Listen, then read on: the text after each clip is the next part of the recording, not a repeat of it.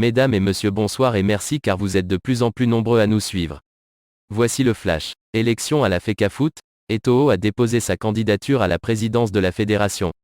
Mais avant de commencer, n'oubliez pas de vous abonner et d'activer la cloche de notification pour rester à la une de nos informations. On commence.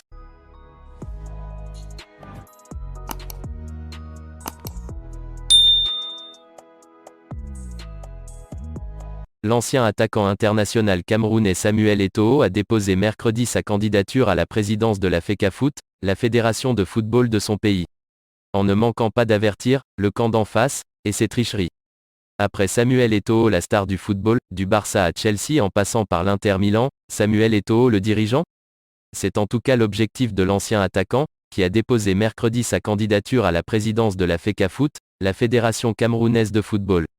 Celui qui avait annoncé sa candidature fin septembre en a rempli les formalités du côté de Yaoundé, au siège de la FECAFOOT, où une foule de supporters, ou plutôt partisans, l'attendait.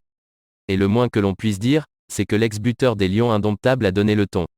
Je prie le camp d'en face de faire attention parce que nous avons accepté beaucoup de choses, a-t-il lancé à la presse. Si l'un des Camerounais qui a bien voulu me donner son parrainage est éliminé, je viendrai ici avec toute cette foule qui me suit, et même celle des autres régions, pour les déloger, a-t-il poursuivi en visant les dirigeants actuellement en place. Ancien buteur, qui avait terminé sa carrière au Qatar après des passages en Italie ou encore en Turquie, a ensuite assuré qu'il serait le prochain président de la fédération malgré toutes les tricheries, et expliqué qu'il avait refusé le poste de vice-président que lui avait proposé l'équipe sortante. L'actuel président, Sédou Mebombo Njoya, avait été élu en 2018, à l'époque avec le soutien d'Eto'o.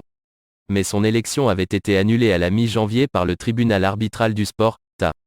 Il était alors malgré tout resté en poste avec pour mission de travailler à l'organisation de nouvelles élections. Celle du nouveau président est prévue pour décembre, alors que le Cameroun accueillera la phase finale de la CAN du 9 janvier au 7 février prochain. Eh bien les amis, c'est déjà la fin de notre petit flash d'infos. Mettez-nous un pouce bleu si le contenu vous a plu et à bientôt pour de nouvelles informations.